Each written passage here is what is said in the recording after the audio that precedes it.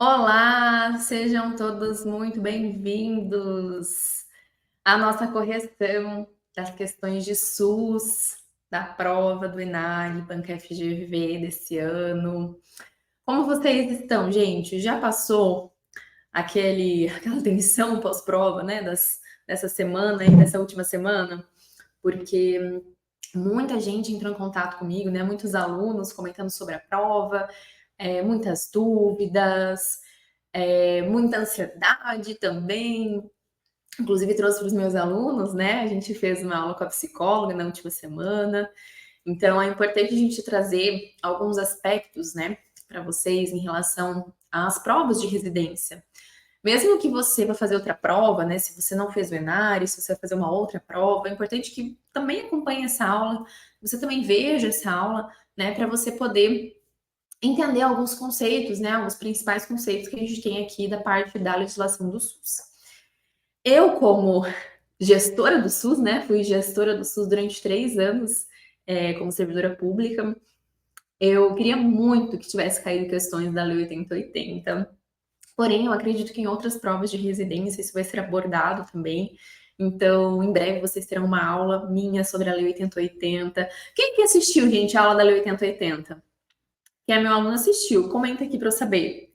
Quem assistiu a nossa aula da Lei 8080? Porque, gente, a Lei 8080 geralmente é um bicho de 7 cabeças, né? Para todo mundo. Mas eu fiz uma aula, os meus alunos acessaram, que ela simplesmente facilita a sua vida. Vocês assistiram, né? Meus alunos assistiram, ótimo. Ela facilita a sua vida de um jeito que você nunca mais vai errar. Eu garanto para você. Principalmente quando a gente fala de competência, sabe? Competência nacional, competência municipal. Os meus alunos sabem o que eu estou falando. Ótimo. Gente, como eu estou transmitindo essa aula aqui para o YouTube, o que eu vou pedir para vocês? Essa aula vai ficar salva apenas para quem é meus alunos, tá?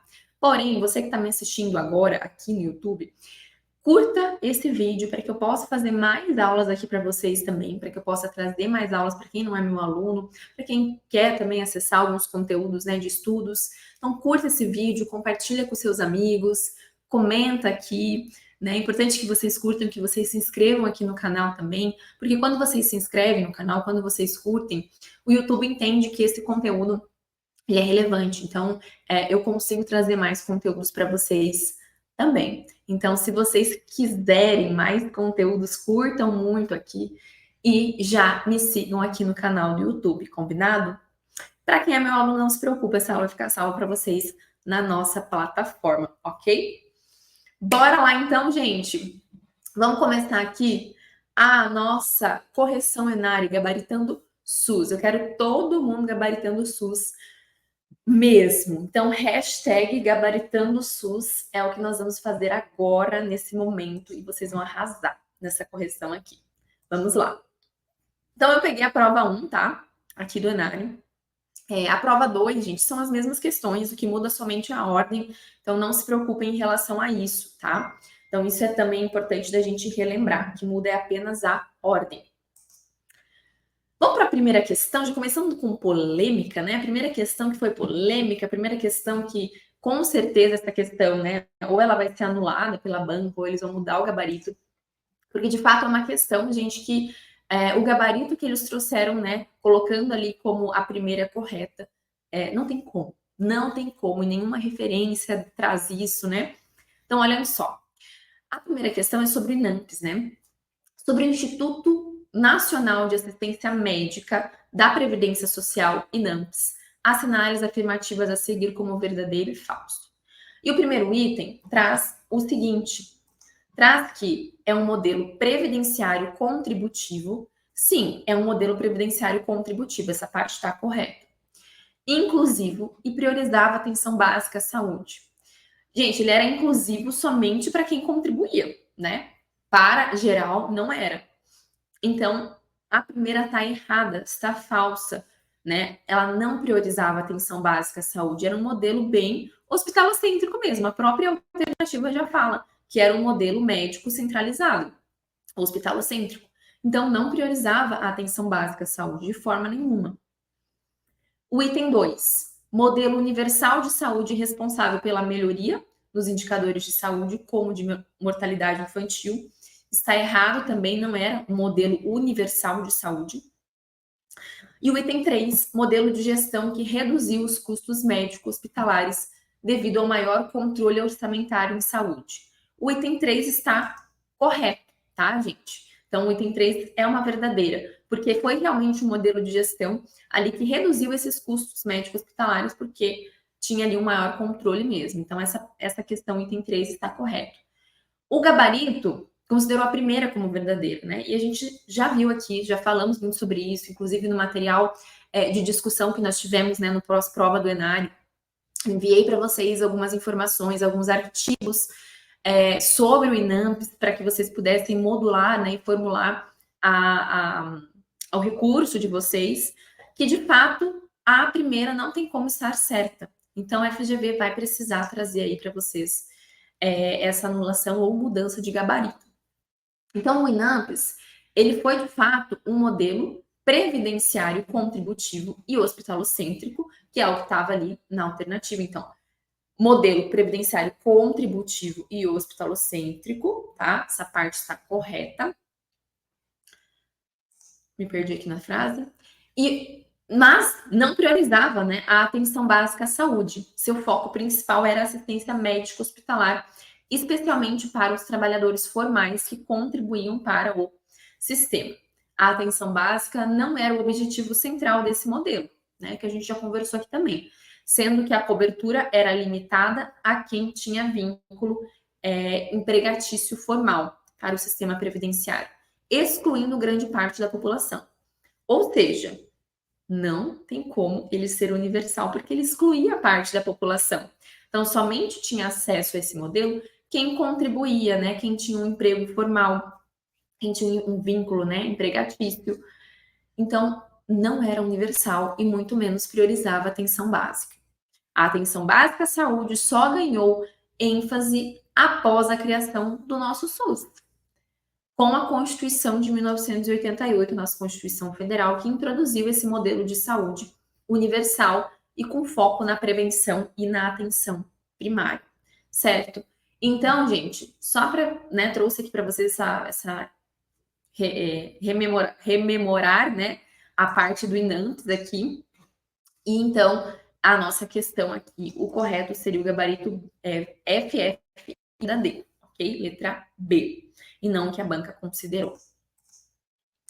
Questão 2, falando sobre a Conferência Nacional de Saúde, 8ª Conferência Nacional de Saúde. Olha que interessante. A própria banca trouxe já uma linha de raciocínio para as questões, né? Primeiro a gente falou da história do SUS, agora entrou na 8ª Conferência Nacional de Saúde. Então, isso é bem legal da gente ver, né? A parte ali de todo o contexto do SUS sendo abordado na prova.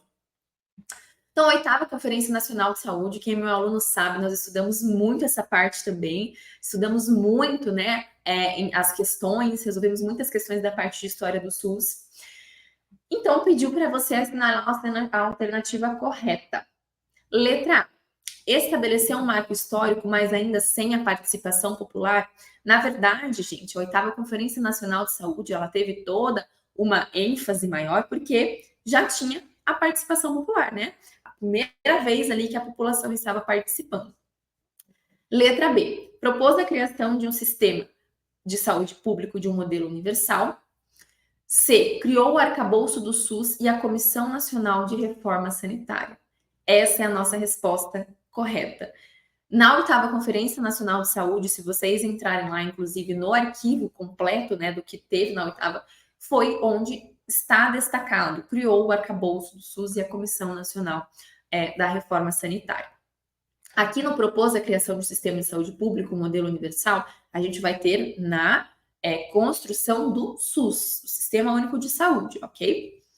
Letra D, teve como tema central a expansão do SUS, acesso, qualidade e humanização da atenção à... Opa, me perdi na palavra aqui, da atenção à saúde. E, na verdade, qual foi o tema central, né, gente, da 8ª Conferência Nacional de Saúde? A saúde como direito, reformulação do Sistema Nacional de Saúde, financiamento setorial. Então, esses não foram os temas centrais, tá? Os que eu acabei de falar aqui para vocês. Então, dá até para vocês criarem um flashcard disso, por exemplo, né? Quais foram os temas centrais da 8ª Conferência Nacional de Saúde? Reformulação do Sistema Nacional de Saúde. Esses foram os principais aqui que nós temos como exemplo para vocês, ok? Bora aqui para nossa próxima questão, então. Questão de número 3. O decreto 7.508 de 2011, como figura jurídica, que dará consequência ao que está na Lei 8080, dispõe sobre. Nós falamos muito sobre isso nas nossas revisões também, nos nossos aulões do Enare, de todos os tópicos, de tudo que a gente tem lá no decreto 7.508. Quando a gente fala em figura jurídica, o que ele está querendo dizer para nós? O que de fato põe ali, um contrato, né? Um contrato para as normas, né, que nós temos aqui dentro da Lei 8080, né? Decreto 7.508 e Lei 8080. É a letra B, o COAP, Contrato Organizativo de Ação Pública da Saúde. Já diz o nome, né? O que é um contrato? Se você tem um contrato para assinar, tá ciente que é algo jurídico, né? Então é isso. COAP é o contrato. Então, letra B, nossa resposta correta. Eu, inclusive, trouxe aqui para vocês nosso material, que a gente acabou vendo bastante também nas nossas revisões, né? Que é esse material aqui, deixa eu aumentar a tela para vocês, que fala sobre todas as etapas aqui, né, do decreto 7.508. Então, qual é a estrutura do sistema de saúde? O COAP, né, nós temos aqui, que é um acordo de colaboração entre entes federativos. Então, olha só, parte jurídica. Ele define responsabilidades, indicadores e metas de saúde, estabelece critérios de avaliação de desempenho e controle. As portas de entrada do SUS, para vocês lembrarem, quem vai fazer outras provas de residência aí, vão lembrar do AUP. AUP, portas de entrada do SUS. Nós temos atenção primária, urgência e emergência, atenção psicossocial e especiais de acesso aberto. Essas são as portas de entrada do SUS, ok? O que mais nós temos aqui, de informações do decreto que vocês precisam saber? O que são as comissões intergestores? Quais são as funções das comissões? Elas têm, né, como função a pactuação consensual entre os entes federativos. Gente, quem são os entes federativos? Quem assistiu a minha aula da Lei 8080 não pode esquecer disso nunca mais. Foca aqui em mim. Entes federativos, gente, nós temos União, estados e municípios, certo? União, vocês sempre vão lembrar, União é o dono da parada toda, tá? União é o dono da empresa SUS, é isso que vocês vão pensar. União é o Ministério da Saúde, é o maiorzão, é o top das galáxias. O Estado, ele é quem? O diretor da empresa SUS. Então, quem manda nele é a União, tá? Nesse raciocínio que vocês vão pensar.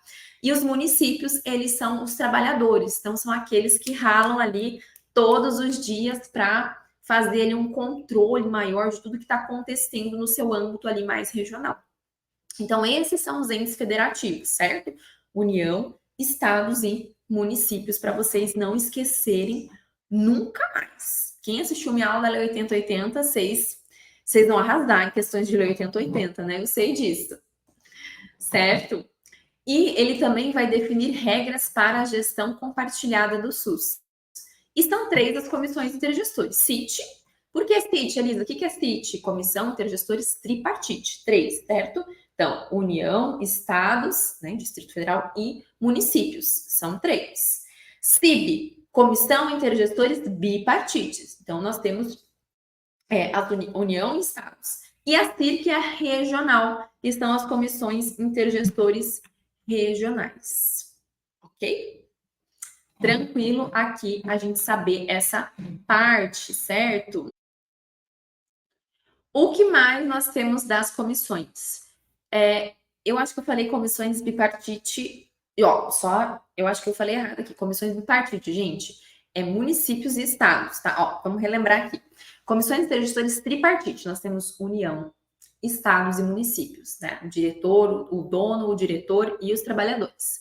Na bipartite, nós temos estados e municípios, porque aí a gente vai acabar descentralizando um pouco mais, tá? A União é o maiorzão lá, então não tem como ela estar ali dentro do bipartite, ok? E os TIR, que são as comissões intergestores regionais, ela é mais regionalizada, combinado?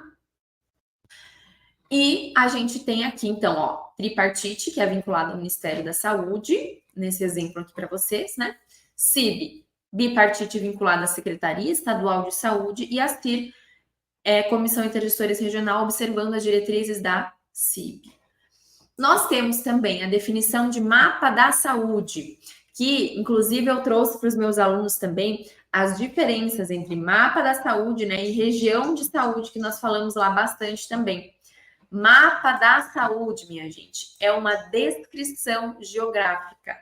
Descrição geográfica, você vai lembrar. Quando você pega um mapa, você não tem ali descrevendo. Por exemplo, você vai fazer uma viagem e aí você vai fazer uma trilha. E nessa trilha tem um mapa.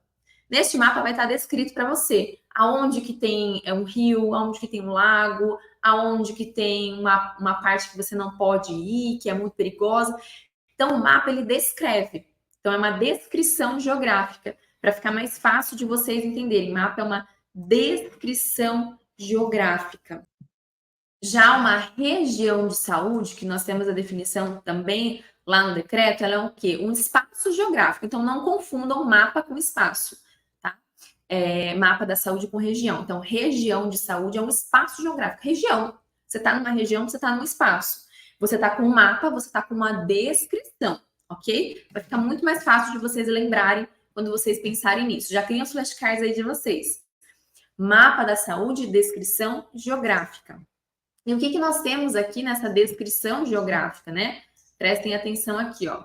Representa a distribuição dos recursos humanos e serviços de saúde, considera a capacidade instalada e os investimentos realizados e avalia o desempenho com base em indicadores de saúde. Então, o mapa da saúde, gente, ele considera tudo isso para que a gente tenha ali essa descrição geográfica, né? Como que vamos distribuir os recursos humanos nesse espaço aqui que tem mais idosos. Então, a gente vai ter uma unidade de saúde do idoso, aqui focado no idoso. Então, é uma descrição geográfica. E a região de saúde é um espaço geográfico contínuo que tem agrupamentos, né, de municípios limítrofes, que é também delimitado ali a partir de identidades culturais, econômicas, sociais também, rede de comunicação, infraestrutura de transporte, tudo isso para que a gente possa planejar e executar as ações de saúde. E a rede de atenção à saúde, que a gente sempre fala, o que vocês vão lembrar quando falam em rede? Rede, gente, pensa assim numa rede mesmo, né? Várias conexões, numa rede onde, pensem lá na UTI, que tem um monte de fio, um monte de conexão. A rede de atenção à saúde são essas conexões. E a rede de atenção à saúde, vocês sempre vão lembrar do conjunto de ações e serviços em níveis de complexidade crescente, né? E o que são esses níveis de complexidade, Elisa? A atenção primária, a atenção secundária, a atenção terciária. Pensem que é uma rede, são vários fios interligados. Vocês estão pensando lá na UTI, né? São os vários fios interligados. Esses fios interligados, eles dependem um do outro. Se eu desligar um fio, o outro vai ser prejudicado. Se eu ligar este, o outro vai continuar. Então, assim, pensem nisso. Eles se interligam. Se eu atendo um paciente lá na atenção básica, por exemplo, estou atendendo lá um idoso que tem uma ferida no pé, um idoso, tá? Ele tem uma ferida, estou atendendo ele lá na unidade de saúde, só que eu vou referenciá-lo para a atenção secundária, porque ele vai precisar ali de um exame um pouco mais complexo, a gente precisa atender ele de uma forma mais complexa, então ele também vai acessar o ambulatório de feridas que fica no espaço da atenção secundária. Ok, ele vai a uma rede interligada da unidade de saúde para o ambulatório de feridas, certo? O ambulatório de feridas recebendo esse idoso lá, ele simplesmente não vai mais voltar para a atenção primária? Claro que não, ele vai continuar voltando na atenção primária. Eu sou enfermeira dele, ele vai continuar sendo atendido por mim. E aí, esse idoso também precisa fazer um outro exame de maior complexidade. Então, ele vai precisar acessar um espaço terciário, um hospital. Ele vai fazer uma ressonância, por exemplo. Então, atenção terciária. Quer dizer que agora que ele está internado lá no hospital, ele não vai mais voltar? Vai voltar, é uma rede, né? A rede sempre está conectada. Então, níveis de complexidade. Quando a gente fala em rede de atenção à saúde, vocês vão lembrar em níveis de complexidade. Garantindo a integralidade da assistência à saúde, promovendo a continuidade do cuidado e a coordenação entre os serviços, certo? Então, essa rede sempre está acontecendo. E os serviços especiais de acesso aberto, que são serviços destinados a atender pessoas com agravos relacionados ao trabalho, né? Quando a gente está falando de laboral. Então, exemplos, né, incluem aí os centros de referência em saúde do trabalhador. E o protocolo clínico de diretriz terapêutica é aquele documento que estabelece critérios para diagnóstico e tratamento de doenças. Se vocês pesquisarem no Google PCDT, vocês vão encontrar alguns, né? PCDT de STs, por exemplo. É um protocolo clínico de diretriz terapêutica que contém os medicamentos, que contém todas as informações ali dos diagnósticos, né? Da prevenção, tá? Tranquilo até aqui, gente? Uma boa revisão do decreto, certo? A gente conseguiu fazer aqui uma boa revisão do decreto. O que sempre vai cair na prova de vocês é muito isso, tá? Para quem for fazer outras provas de residência, é saber cada uma das definições, né? Saber o que é região de saúde, saber o que é o COAP, o contrato organizativo, saber o que são as portas de entrada, saber o que são as comissões intergestores, saber o que é mapa da saúde, o que é rede de atenção à saúde, o que são serviços especiais de acesso aberto e o protocolo clínico e diretriz terapêutica, que foi o que a gente revisou aqui, tá? Então é bem tranquilo a gente saber. E as portas de entrada? Quais são as portas de entrada que a gente falou aqui? A UPE, certo? A UPE, atenção primária, urgência e emergência, psicossocial e especiais de acesso aberto. Outra parte que costuma cair do decreto 7.508 é sobre as regiões de saúde. Tá? As regiões de saúde, elas podem ser instituídas, né? Em áreas definidas também, né? Em fronteiras ali e tudo mais. E para serem instituídas, regiões de saúde, elas precisam conter o quê? Então, cuidado para vocês não se confundirem com as portas de entrada. Então, se a questão perguntar para região de saúde ser instituída, o que elas precisam ter? Elas precisam conter. Então, eu quero instituir no meu município uma região de saúde. Ok, você precisa ter, então, atenção primária. Em primeiro lugar. Urgência e emergência, você precisa ter também atenção psicossocial, atuação ambulatorial especializada e hospitalar e vigilância em saúde. Então, esses são os 5 tópicos que você precisa ter para constituir uma região de saúde. Ok? Tranquilo? Diferente das portas de entrada. Não se confundam com isso. Portas de entrada é a UPE, que vocês vão lembrar para sempre na vida de vocês. Ok? Questão 4, sobre o artigo 3º da Portaria de Consolidação número 3 de 2017 do Ministério da Saúde, falando aqui sobre as redes, né, temáticas de atenção à saúde. Então, quais são as redes temáticas que nós temos aqui? A alternativa correta é a letra A, rede de atenção às urgências e emergências.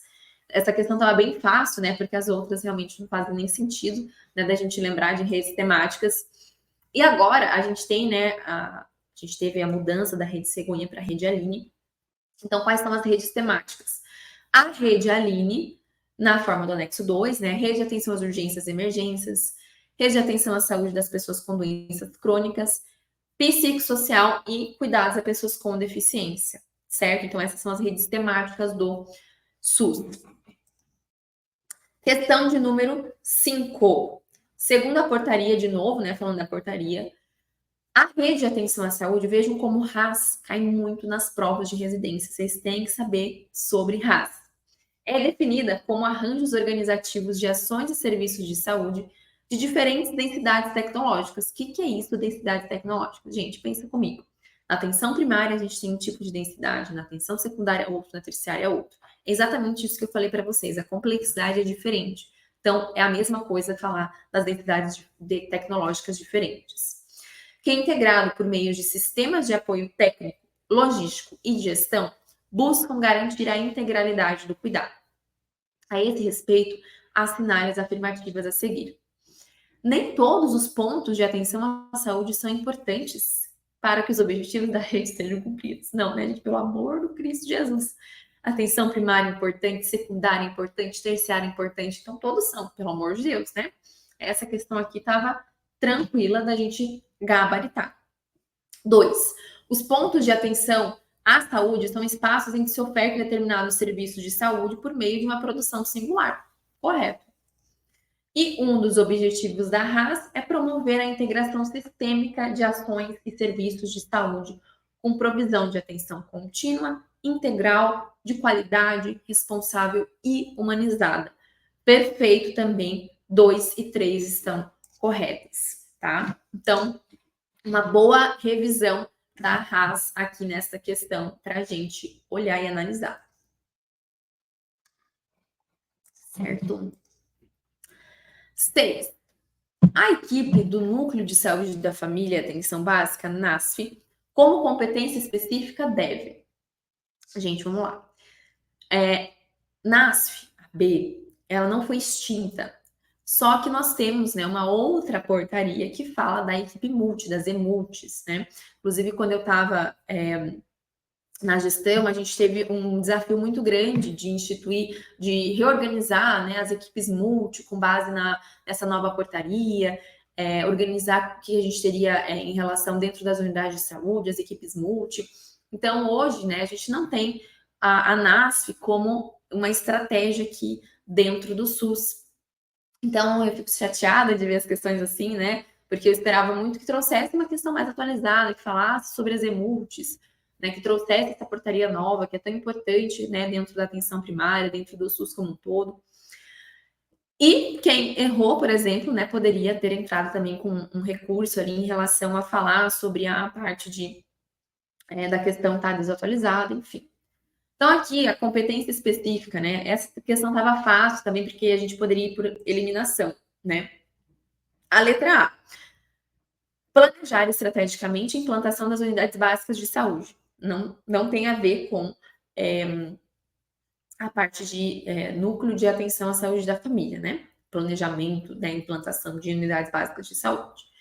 B, formar equipes multidisciplinares a partir de indicações do Ministério da Saúde, né? Não é multidisciplinar. C, participar do planejamento conjunto com as equipes que atuam na atenção básica à questão vinculadas. Então, este, né, sempre foi ali uma das competências do núcleo de saúde da família. D, ser responsável pela composição da equipe multi, definindo os profissionais e a carga horária da equipe. E E, atuar de forma integrada à rede de atenção à saúde a partir de normativas do Conselho Nacional de Saúde. Então, a mais correta, né, é a letra C. Questão de número 7, questão também que trouxe aí uma grande polêmica em relação aos dados da questão mesmo, né? Falando da PENAB. Segundo a PENAB, uma unidade básica de saúde em relação à infraestrutura e ambiência deve. Então, ela trouxe a palavra deve, né? O dever, de que dever está significando que é obrigatório, né? Então, ela considerou 1, 2 e 3 corretos. Né, se a gente for ver, realmente são itens que estão corretos, né? Estar adequada ao quantitativo da população descrita e suas especificidades. Considerar a densidade demográfica, perfil da população e os fluxos para que os serviços de saúde a serem realizados.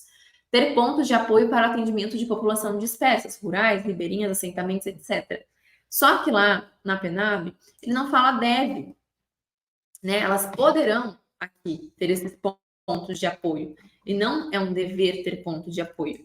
Então, as UBS poderão ter pontos de apoio para o atendimento de populações dispersas, rurais, ribeirinhas, assentamentos, áreas pantaneiras, etc., com reconhecimento do CNES, bem como nos instrumentos de monitoramento e avaliação. A estrutura física dos pontos de apoio deve respeitar as normas gerais de segurança sanitária. Eu até coloquei aqui para vocês, coloquei naquele nosso material que a gente viu também, para quem fosse pedir recurso, né, dessa questão, que a afirmativa 3 não é uma exigência obrigatória. Esse uso do verbo poderão indica que é uma opção a ser considerada, mas não um requisito em todas as UBSs, tá? Deixa eu explicar para vocês um pouquinho, né, um contexto do que é esse ponto de apoio. Um exemplo para vocês, no município, né, onde eu trabalhava, a gente tinha, assim, unidades de saúde que eram pontos de apoio. que eram unidades bem rurais. Então, uma unidade de saúde rural, né, numa área rural. Só que a gente tinha uma área muito mais afastada daquela parte, né, que já era rural, mas tinha uma área muito mais afastada que tinha uma população ali que precisava de atendimento. E às vezes aquela população não conseguia chegar, né, para a unidade de saúde. Então a gente teve que criar unidades de apoio. Todas as unidades de apoio possuem um CNES, né, o CNES que a gente fala, que é um número, né, da unidade de saúde, identificação e tudo certinho. Então era assim, por exemplo, unidade de saúde Fazendinha, e a outra era a unidade de saúde Fazendinha 2, que era o apoio, por exemplo. Então, é uma unidade de saúde normal, como qualquer outra, né? Só que a gente tinha que criar elas próximas, meio que próximas, né? Uma da outra, porque a gente precisava de um apoio justamente por precisar ali atender uma população mais específica, uma população que precisava ali desse acesso. Então, só para explicar para vocês o que são essas unidades de apoio, porque muita gente também teve dificuldade de entender. Ficou claro para vocês que são essas unidades de apoio? Questão número 8. Segundo a portaria 198 de 2004, falando sobre Política Nacional de Educação Permanente em Saúde, fizemos também questões disso na nossa revisão, né? Para a formação e desenvolvimento de trabalhadores para o setor, a condução loco-regional da Política Nacional de Educação Permanente de Saúde será efetivada mediante um colegiado de gestão configurado com polo de educação permanente em saúde para os SUS com as funções de. Então, está pedindo aqui quais são as funções, né? Que, inclusive, é 1, 2 e 3, que estão todas corretas, né? Inclusive, deixei aqui para vocês a referência, né, que é lá da UFMG, que é um documento bem completo que fala sobre essa portaria, tá? 198 de 2004. Então, só para a gente revisar. Quais são as funções, então? Essa também estava tranquila. Identificar as necessidades de formação e de desenvolvimento dos trabalhadores de saúde e construir estratégias e processos que qualifiquem a atenção e a gestão em saúde e introduzam o conceito social no setor na perspectiva de produzir impacto positivo sobre a saúde individual e coletiva. 2. Mobilizar a formação de gestores, profissionais e serviços para a integração da rede de atenção com cadeias de cuidados progressivos à saúde. E 3. Articular e estimular a transformação das práticas de saúde e educação, no sentido de inovar no conjunto do SUS e das instituições de ensino, tendo em vista a implementação das diretrizes dos gestores nacionais para a construção dos cursos da área da saúde e a transformação de toda a rede de serviços de gestão em rede escola. Todas corretas aqui. E aí, se vocês quiserem, né, acessar este documento, vocês podem acessar, que traz todas essas definições aqui do que são as funções dentro da educação permanente em saúde. Questão 9. Assinale a opção que indica o princípio. Falamos também nas nossas revisões da PNH. Falei, gente, PNH cai, despenca. Em todas as provas de residência, estudem a PNH, né? Voltado para o aumento do grau de comunicação e de interrogações e a transformação dos modos de relação e da interação entre os sujeitos implicados nos processos de produção de saúde. Então, tá pedindo o quê? Para você assinalar a opção que indica o princípio. Cuidado com a diferença entre princípios e diretrizes da PNH. Quem é meu aluno também sabe. Ai, meu Deus, gente, eu tenho vergonha de falar os nossos mnemônicos aqui, viu? Mas quem é meu aluno sabe quais das diretrizes, gente, da PNH? Ai, meu Deus, falem aí.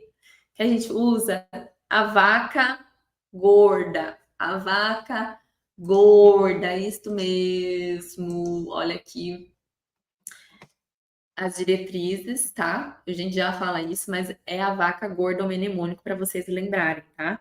Diretrizes da PNH.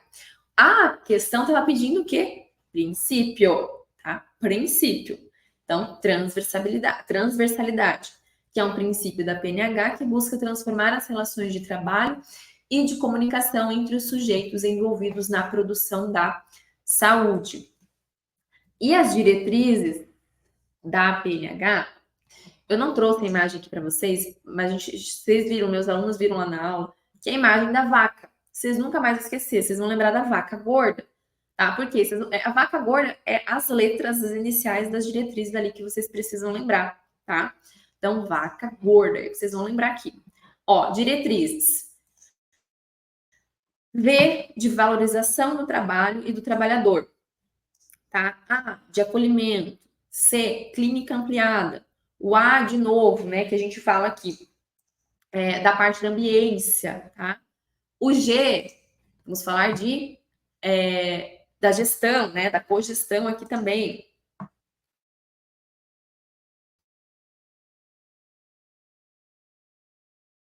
Claro? Lembraram da vaca gorda, gente? Eu e os meus alunos, a gente tem cada mnemônico que é impossível esquecer, né? E a defesa dos direitos dos usuários de saúde, isso mesmo, tá? Das diretrizes aqui. Deixa eu ver se eu consigo aumentar essa tela aqui para vocês olharem certinho. Este mapa mental melhorou? Diretrizes, acolhimento, gestão participativa e cogestão, ambiência, a clínica ampliada e compartilhada, valorização do trabalhador e defesa dos direitos dos usuários. E os princípios norteadores que nós temos aqui, tá? Que são os principais. Dimensão, subjetivo, estímulos a processo, fortalecimento do trabalho. Depois eu deixo para vocês olharem também. E os princípios gerais, né? Transversalidade, que era o que estava ali na nossa alternativa, né? Que estava correta. Indissociabilidade entre atenção e gestão e protagonismo. E aí o nosso mnemônico dos princípios era TIP, né? Que a gente sempre falava TIP, transversalidade, indissociabilidade e protagonismo. Aí tem aluno que faz pitch, TIP, né? Vocês inventam o mnemônico de vocês, mas a gente tinha o nosso como TIP, para lembrar do T, do I e do P, das primeiras iniciais ali das palavras. Então, princípios, TIP, diretrizes, vaca gorda. Ok? Certo, gente? Meu Deus, vocês nunca mais esquecer, né? Quem é meu aluno falou, Elisa do céu, essa questão eu lembrei porque eu estava lá, diretrizes é vaca gorda, diretrizes é vaca gorda, princípio é TIP, princípio é TIP. Então, fica muito fácil da gente lembrar, né, na hora da prova e não errar. Princípios, TIP, certo? E só voltando, né? Por que não pode ser protagonismo, né? Apesar de ter um protagonismo, né? E a pluralidade ali que nós temos da parte protagonismo, né? Indissociabilidade. Porque ela está falando, ó, voltado para o aumento do grau de comunicação e de interrogações e a transformação dos modos de relação e a interação entre esses sujeitos, que é a transversalidade, desculpa, nunca consigo falar sem o B aqui, que é exatamente isso, se fazer presente, estar inserida em todas as políticas. O protagonismo, ela é mais voltada aqui na parte da autonomia. Então, se a questão falasse que está voltado para a autonomia, está voltado em compartilhar responsabilidades, aí a gente poderia marcar protagonismo, tá ok? Questão 10. Assinale a opção que indica a finalidade primordial da Política Nacional de Saúde da Pessoa Idosa, Portaria 2528 de 2006.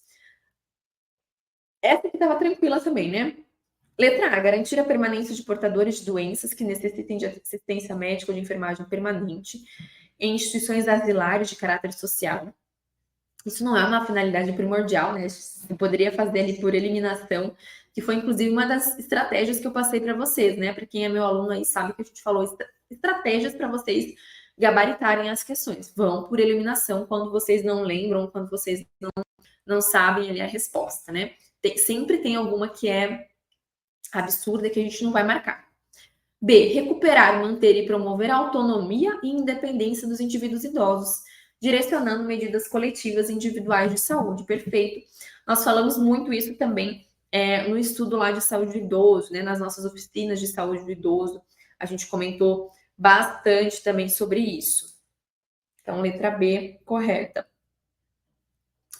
C. Priorizar o controle e a prevenção de agravo de doenças crônicas não transmissíveis em idosos, garantir o acesso de idosos a serviços de saúde, ambulatórios e centros de especialidade, prover assistência mútua aos idosos, visto que a fragilidade funcional e as limitações físicas, cognitivas e sensoriais são consequências inevitáveis do envelhecimento.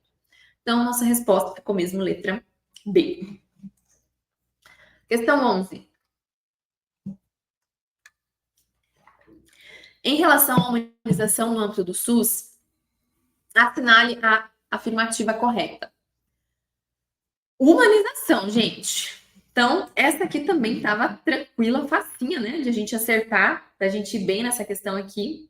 Questão de mãe mesmo, bem tranquila. Nas nossas aulas também a gente falou bastante sobre essa parte também da humanização, né? E a resposta é a letra C. Oferece um novo articulador das práticas de saúde, destacando o aspecto subjetivo nela presente. Muitas pessoas ficaram com essa dúvida, né, Elisa? Mas o que é esse subjetivo? Então, olha só o que a gente traz lá, né? O que diz para nós, tanto a política, né? De humanização, falando sobre a humanização em si. É um eixo articulador das práticas em saúde. Então, isso que é a humanização. Um eixo que vai articular as práticas em saúde. Propõe uma mudança na cultura da atenção aos usuários e na gestão dos processos de trabalho. Então, a gente precisa mudar essa cultura, né, do trabalho, dos usuários, né, de como que a gente vai atender os nossos usuários. E é baseada na corresponsabilidade. O que quer dizer isso, corresponsabilidade? Quer dizer que não é só eu, trabalhador, que tenho responsabilidade sobre isso, o usuário também tem. Então, é um conjunto. Eu te ajudo, você me ajuda, ambos nos ajudamos. É assim que funciona, né? Tanto que a gente tem ali o protagonismo, né? A corresponsabilidade ali dentro dos nossos princípios lá que nos trazem da PNH. Considerando as necessidades, desejos e interesses dos diferentes atores, né? Isso quer dizer a subjetividade. Então, perfeito. Oferece um novo articulador das práticas em saúde, porque a gente precisa ter essas mudanças, destacando o aspecto subjetivo presente nelas. Então, perfeita aqui a nossa resposta, nosso gabarito. 12. Assinale a opção que, segundo a Resolução 588 de 2018, apresenta a definição de vigilância em saúde. Gente, essa estava muito fácil também, né? Essa por eliminação aí, a gente, né, eliminava tranquilamente, né, essa questão aqui. Então, questão 12, muito. Então, letra A, processo contínuo e sistemático de coleta, consolidação, análise de dados e disseminação de informações sobre eventos relacionados à saúde, visando planejamento, implementação de medidas de saúde pública. Só para a gente relembrar aqui, deixa eu compartilhar com vocês o que a gente tem na Lei 8080, as definições de vigilância sanitária e vigilância epidemiológica, para vocês revisarem, que eu sei que tem gente aí que tem outras provas para fazer agora. Então, vigilância sanitária. O que vocês vão lembrar? Palavras-chave. Conjunto de ações capaz de eliminar, diminuir ou prevenir riscos à saúde e de intervir. Opa. Tá difícil aqui essa tela hoje, hein? E de intervir nos problemas sanitários decorrentes do meio ambiente, da produção e circulação de bens e prestadores de serviço. Okay? Vai abranger o que? A vigilância sanitária. Controle de bens de consumo, controle de prestação de serviço. Já a vigilância epidemiológica, palavras-chave. Conjunto de ações que proporcionam conhecimento, a determinação dos fatores condicionantes determinantes de saúde. Então, essas são as palavras-chave para cada uma delas, as definições de vigilância sanitária e das definições de vigilância epidemiológica. Questão 13. O artigo da resolução, artigo 16 da resolução 588 do Conselho Nacional de Saúde estabelece que o financiamento das ações de vigilância em saúde é garantido de forma, gente. Nós falamos muito isso nas nossas revisões também. Meus alunos até comentaram, Elisa, essa questão aqui. Nossa, lembrei muito das aulas, lembrei lá do diretor, do dono da empresa. E a gente tem que pensar, raciocinar, fazer um raciocínio lógico, né? Raciocinar logicamente. Se eu estou falando ações de vigilância em saúde, eu tenho que falar em tripartite, tá? Eu tenho que falar em esfera estadual, municipal e federal. Por quê? Eu preciso ter, gente, essas ações de vigilância em saúde em todos os níveis. Eu preciso ter no município, eu preciso ter nos estados, eu preciso ter na União, no Brasil como um todo. Então, é de todo mundo. Não tem como. Não tem como o município não ter vigilância em saúde. Não tem como. Não faz sentido. Então, é lógico. A gente tem que pensar pela lógica, raciocinar de forma lógica. Né? O que é de todo mundo? A vigilância em saúde é de todo mundo. Não tem como uma instância ficar sem ter vigilância em saúde. Nada vai funcionar. Então, é de todo mundo. Tripartite, essa aqui a gente viu muito nas nossas revisões, falamos muito dessas comissões aí, e quem é aluno acertou, gabaritou essa parte aqui, amei. Questão 14. As opções a seguir apresentam os princípios da chamada bioética principalista, à exceção de uma. Assinale, já trouxe aqui para vocês o mnemônico JAMB também, o JAMB, JAMB. Claro, gente, fácil, né? Fácil. Olha o JAMB aqui, ó. Justiça, beneficência, não maleficência e autonomia estão certíssimas. Integralidade que não faz parte, né, da nossa bioética. Então, 4 princípios. O JAMB, coloquem aí, princípios bioética JAMB. Justiça, autonomia, não maleficência e beneficência. JAMB, princípios bioética JAMB, mnemônico que vai salvar a vida de vocês na hora da prova. Questão 15. Portaria 837 de 2014 estabelece que a equipe de saúde da população ribeirinha será composta por, no mínimo, tranquila também, né, gente? Um médico, preferencialmente da especialidade de família e comunidade. Então, médico, enfermeiro também tem essa preferência, né, que seja em saúde da família, e um auxiliar ou técnico de enfermagem. Então, é exatamente isso que a gente tem ali, trouxe para vocês. A escrita lá é da portaria mesmo. No mínimo, um médico, um enfermeiro, um auxiliar ou técnico de enfermagem. Podem ser acrescentados, né? Então, se trouxesse para vocês uma questão um pouco mais completa ali, estaria falando que podem ter, né? A equipe multi, o ACS, o ACE, os profissionais de saúde bucal, cirurgião dentista e um técnico auxiliar de saúde bucal. Ok? Então, questão 15, letra B. 16. Falando sobre consultório de rua. A estratégia consultório na rua foi instituída pela Política Nacional de Atenção Básica em 2011 e visa ampliar o acesso da população em situação de rua aos serviços de saúde. Todas as ações realizadas pelas equipes de consultório de rua devem ser registradas no, muito tranquila também, gente, CISAB, né? As estratégias, as ações vão ser inclusas no CISAB, que é o Sistema de Informação em Saúde para Atenção Básica. Recapitulando aqui o que é, trouxe para vocês na questão, é a portaria 1412, de 10 de julho de 2013, passando a ser o Sistema de Informação da Atenção Básica vigente para fins de financiamento e de adesão aos programas e estratégicas da PNAB, substituindo o que a gente tinha antes de CIAB, né? Então, antes era o CIAB, agora temos o CISAB. O CISAB, ele integra as estratégias de Departamento de Saúde da Família, que a gente chama de ESUS, APS, né? Que propõe o incremento da gestão da informação, a automação dos processos, a melhoria das condições de infraestrutura e a melhoria dos processos de trabalho. Então, CISAB é o nosso sistema aqui, onde a gente tem todos os registros, inclusive dos programas à parte, né? Então, estratégias à parte, consultório de rua, as estratégias que nós temos diferentes, quais outras? Tem de próteses dentárias, enfim, são várias estratégias, então está correto, é no CISAB que a gente informa, né, coloca todos os dados. Questão 17, NR32, né, caíram 2 questões aqui da NR32, não foram questões difíceis, foram questões tranquilas também da gente resolver, e ela estava pedindo a opção que indicasse, né, um risco classe 2, que é a letra C. Classe 2, risco individual moderado para o trabalhador e para a coletividade, mas com baixa probabilidade de causar doenças ao ser humano. Pode causar doenças ao ser humano para quais existem meios eficazes de profilaxia ou tratamento.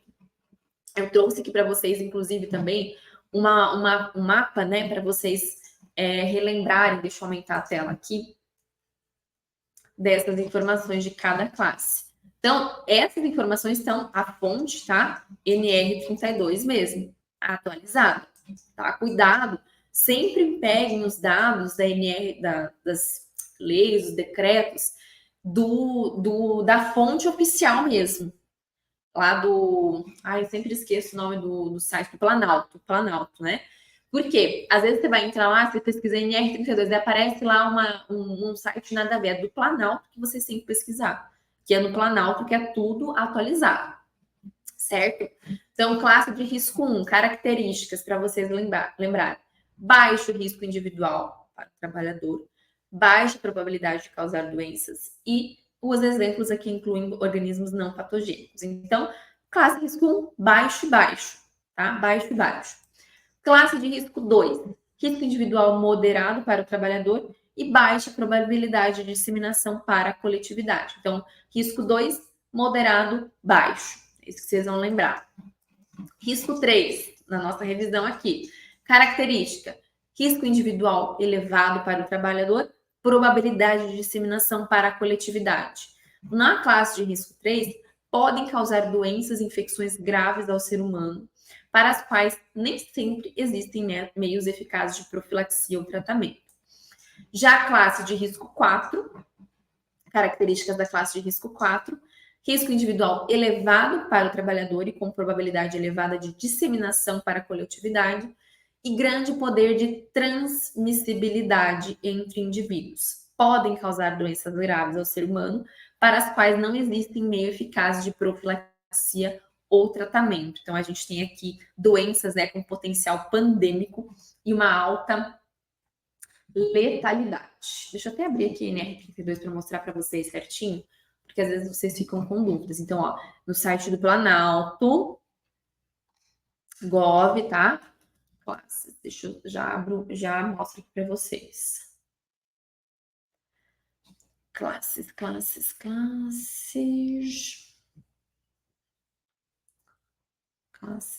Classe de risco. Aqui, ó. Compartilhar esta guia aqui que vocês vão encontrar, tá? Ó, site do Planalto. As definições aqui. Agentes biológicos, né, são classificados em classe de risco 1, classe 2, classe 3 e classe 4. Então, a 1, baixo risco individual para trabalhador e coletividade, baixa probabilidade. Então, baixo e baixo. 2, risco individual moderado para o trabalhador, com baixa probabilidade de disseminação para a coletividade. 3, risco individual elevado e com probabilidade de disseminação para a coletividade. Olha o que diz a 3. Podem causar doenças e infecções graves ao ser humano, para as quais nem sempre existem meios eficazes. Cuidado com isso. Eu já vi questão cobrando lá que não, classe de risco 3 tem sim. Nem sempre. Nem sempre. Tá? E a classe de risco 4, risco elevado individual, né, para o trabalhador e com probabilidade elevada de disseminação para a coletividade. Apresenta grande poder de transmissibilidade e podem causar doenças graves para as quais não existem meios eficazes de profilaxia ou tratamento. Então, só para relembrar aqui. Questão 18, gente, a minha bateria está acabando, mas vai dar para a gente acabar, finalizar a aula aqui. Segundo a NR32, assinale a opção que apresenta apenas agentes biológicos. Letra B, tá? O restante aqui, as outras, a gente eliminou porque tecidos, né? Nada a ver tecidos. Então, a gente eliminava aquelas que vinham falando tecidos. Então, apenas agentes biológicos, micro-organismos geneticamente modificados ou não, parasitas, culturas de células, toxinas e prions. Então, segundo a NR32, consideram-se agentes biológicos os micro-organismos geneticamente modificados ou não, as culturas de células, os parasitas, as toxinas e os prions. Então, fácil, tranquila essa aqui também, né? Questão 19. Gente do céu! Olha só, segurança do paciente. As duas últimas questões, na verdade, né, foram aí de segurança do paciente. Eu gostei bastante. Achei que poderiam ter, essas questões poderiam ter se aprofundado um pouco mais, né, na parte da segurança do paciente, mas ok. Então, a questão 19 falava sobre a pulseirinha de identificação, né? Para quem estava ligado aí também, a gente falou algumas aulas, a gente até comentou, né, sobre a pulseirinha de alergia, né, que cor que deve ser e tudo mais. Então, a identificação do paciente é uma pulseira branca. Se você já passou no hospital, você sabe, né? Se você já trabalhou no hospital, você sabe que a pulseirinha é branca. Então, resposta branca. A de cor branca é para a gente identificar o paciente, a vermelha para alerta de alergias e a amarela para alerta de risco de quedas.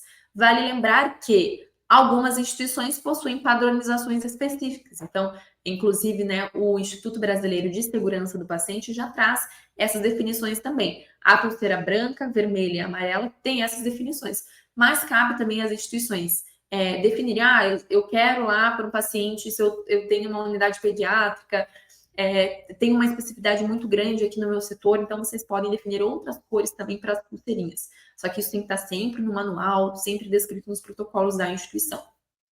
As definições que nós temos de forma geral é a branca, vermelha e amarela, que inclusive também aqui está nesse arquivo, né, do ProSaúde aqui dos manuais e estratégias para a segurança do paciente, que eu já deixei aqui para vocês também.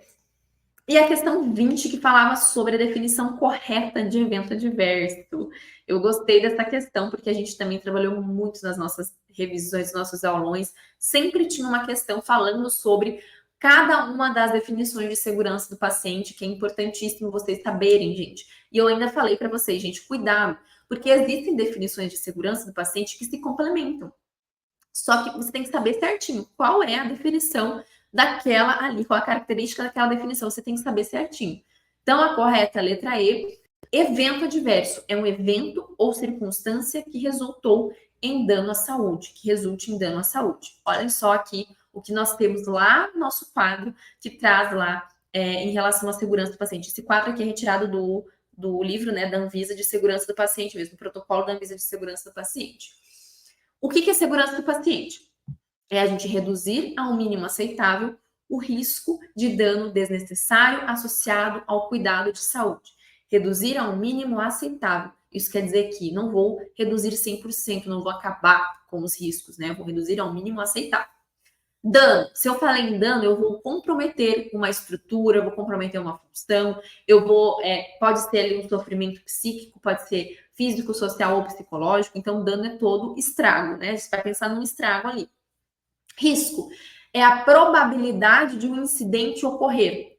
Exemplo, você está passando ali no hospital, você olha, opa, tem um paciente, uma criança que está deitada no leito com a grade abaixada. Existe um risco de ocorrer um incidente, de ela cair no chão, né? De ela pode se machucar ou não. Então é um risco, você identificou um risco. Um incidente é um evento, muita gente se confundiu com isso, ó. Olha a definição. Evento ou circunstância que poderia ter resultado ou resultou em dano desnecessário ao paciente. Então, incidente é isso. É exatamente isso que eu coloquei aqui para vocês do risco. Pensem comigo, é um risco. Eu vi uma criança que está no leito com a grade abaixada. Existe um risco dela cair. Se ela cair, tem duas opções. Se ela cair, pode não acontecer nada ou pode acontecer alguma coisa, certo? Não acontecer nada, temos ali um incidente sem lesão. Aconteceu, nós temos um evento adverso. Aquele paciente teve uma fratura no crânio. Evento adverso. Caiu, não aconteceu nada. Só caiu, não deu nada. Incidente sem lesão. Caiu, fraturei a costela. Evento adverso. Ok? Conseguiram pegar essas informações? Eu trouxe para vocês um mesmo caso, né? Trazendo para vocês um caso de risco, um caso de incidente e um caso de evento adverso. A circunstância notificável é um incidente com potencial dano ou lesão. Circunstância notificável, gente, é basicamente tudo. Você vai notificar tudo. O risco vai notificar também. Passei ali pelo corredor e vi o paciente com a grade do leito abaixada, a criança com a grade do leito abaixada. Vou notificar. Mas não aconteceu nada. Mas eu vou notificar, porque existe um risco. Pode acontecer um incidente. Então, eu preciso notificar para ver o que aconteceu. A equipe está informada que eu preciso deixar essa grade elevada. A mãe está informada, o pai está informado. Então, a gente precisa trazer isso para vocês, circunstância notificável. O near miss é um incidente que não atingiu o paciente, ou seja, aquele quase erro. Eu quase administrei uma medicação errada no paciente. Estava aqui com a medicação, eu fui lá plena e formosa. Oi, fulaninho, vamos tomar medicação? O fulano olha e fala, este nome não é meu. você quase deu a medicação para ele, quase errou. Houve uma barreira ali, o paciente foi a sua barreira. Então, isso foi um quase erro. Devo notificar um quase erro? Claro que sim. Como que a gente vai saber por que essa medicação chegou nas minhas mãos da farmácia para eu entregar aquele paciente? Porque eu não tenho, talvez, um protocolo onde a gente tem ali um código de barras para identificar com a pulseira do paciente, com o medicamento. Então, são barreiras que a gente precisa ter. Por isso que nós precisamos notificar, mesmo que este erro, né, não tenha acontecido. Um incidente sem lesão é aquele que atingiu o paciente, mas não causou dano. O exemplo que eu dei para vocês. O paciente caiu do leito, mas não se machucou, não teve nada. Ou um exemplo, por exemplo, vou trazer um exemplo da minha vida, que eu já contei para os meus alunos também. Teve uma vez que eu dei uma medicação errada para o paciente. Dei errado. Quem aqui já cometeu um incidente ou já participou de um evento adverso, já cometeu um evento adverso no paciente? Gente, acontece. Segurança do paciente já diz, é a redução ao mínimo aceitável. A gente não vai conseguir eliminar tudo, né? Porque a assistência à saúde traz danos. A assistência à saúde traz danos, né? Qualquer coisa que a gente vai fazer pode ocasionar um dano ao paciente. Então, por exemplo, uma vez eu dei uma medicação errada para o paciente, não era aquela medicação que ele deveria tomar, não era dele. Ficou em observação, não aconteceu nada. Não aconteceu nada, mas foi um incidente sem lesão. Atingiu o paciente porque ele tomou, ele engoliu o medicamento que eu dei para ele. Mas ele não teve nada, não causou nenhum dano. Mas eu preciso notificar mesmo assim, porque eu preciso identificar aonde estão os erros nos processos, onde estão esses erros nos processos.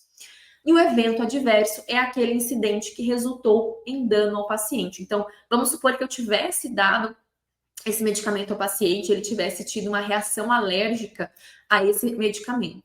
Eu causei um dano a ele. Ou o caso que eu falei para vocês da grade do leito, o paciente caiu lá do leito e fraturou o crânio, deu uma fratura. É um evento adverso, foi um incidente que resultou em dano ao paciente, que é exatamente o que a questão trouxe aqui, ó. Evento adverso, evento ou circunstância que resulte em dano à saúde. Eu resultei em dano à saúde ao meu paciente.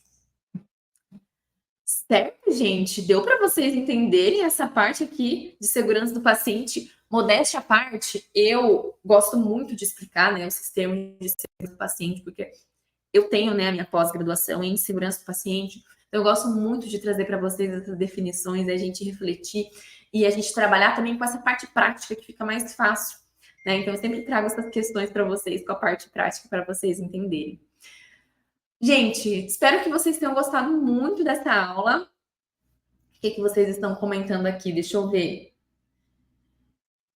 Vamos revisar mais vezes, né? Quem aqui quer mais revisões? Eu estou vivendo agora somente esperando sair o edital da CESDF, o edital da CSPE. Quem tá aí também? Essa aula aqui é uma boa aula para vocês revisarem, hein? Os estudos aí do SUS também de vocês. Lembrem, sigam aqui o canal. Aos meus alunos, essa aula vai ficar gravada para vocês, não se preocupem. A gente vai ter, já vou avisar aqui de antemão, quem não é meu aluno, a gente vai ter uma abertura agora relâmpago, tá? Uma flash abertura do preparatório de residência, que, gente, tá incrível, sério. Tudo que vocês vão ter acesso aí no próximo ano dentro do preparatório, vocês não estão preparados para o que a gente vai ter. Vai ser incrível.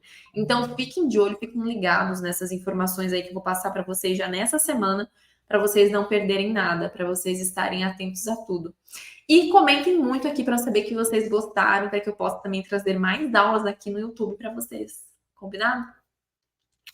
Um beijo grande no coração de vocês, gente. Bons estudos, boa semana e vejo vocês em uma próxima aula. Um beijo!